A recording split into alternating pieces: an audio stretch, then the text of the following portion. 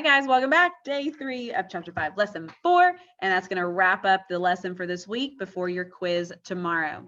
All right, so other types of fossils, casts and molds, which we talked about on Tuesday, are called body fossils because they are formed from the body parts of living things. There are other types of body fossils. Sometimes the whole body of an animal may be preserved in a fossil. For example, when insects become trapped in a sticky tree sap, okay, the sap surrounds the insect and it hardens over time, and that hardened sap is called amber.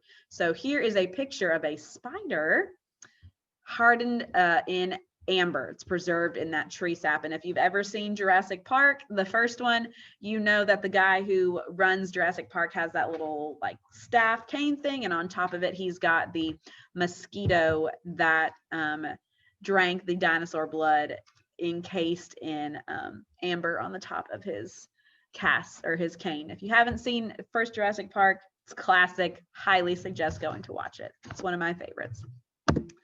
All right, amber does preserve all of the insect's remains, both the soft parts and the hard parts. So when an insect is encased and preserved in amber, the soft parts do not decay. They all stay intact together. All right, parts of an animal's body, such as the teeth or the bones, make up a whole nother type of body fossil. The bones of some animals were preserved in tar pits, which are oil pools that exist on Earth's surface. If you've ever watched any movies, sometimes movies out in the jungle have tar pits on there. Animals that fell into those tar pits became trapped. They could not get out, and the soft parts of their bodies broke down, but their bones remained. So fossils of these animals are actual bone and not hardened minerals. So there's ever been dinosaur bones, fossils that have been found where tar pits existed, those are actual bone and not hardened minerals because they've been in the tar pit or were in the tar pit. Most fossils, show what the parts of a plant or an animal look like.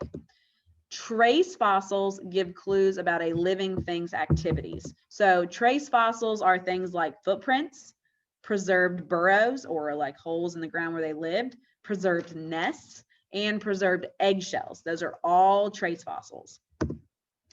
Here is an example of a trace fossil. You can see the footprints of one type of dinosaur here and another type of animal or dinosaur here. So that kind of gives you a clue as to how they walked, their stride, which foot went first, that kind of thing.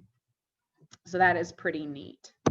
Last thing, studying trace fossils can help scientists answer questions about where an animal lived, what it ate, and how fast it moved. So that's pretty neat that they can find out all those things just by looking at some footprints and some rock. All right, guys, that is it for today and for this week. You do have an assignment today and your quiz is tomorrow. So make sure that you go back over these lessons from the week if you need some review, and have a great weekend, and I will see you back here on Monday. Have a great day, guys.